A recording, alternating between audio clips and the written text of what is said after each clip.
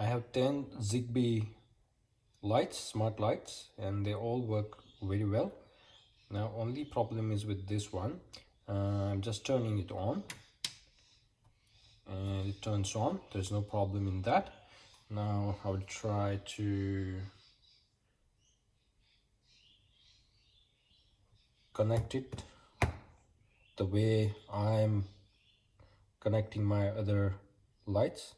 So I'll go to the light setup, I'll go add light and search. So searching for device,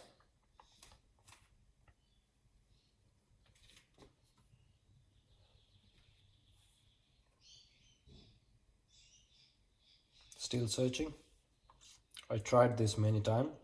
I tried to reset as per manual 5 times.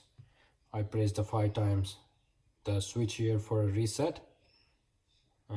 Didn't work. This reset one inside didn't work. I did 5 times turn on and off the switch, didn't work. Still searching for the device, no device found. So it's not identifying this device. I also tried with Alexa too. I went to find the new device, but it's still not working. That's why I want to replace this one. Thank you.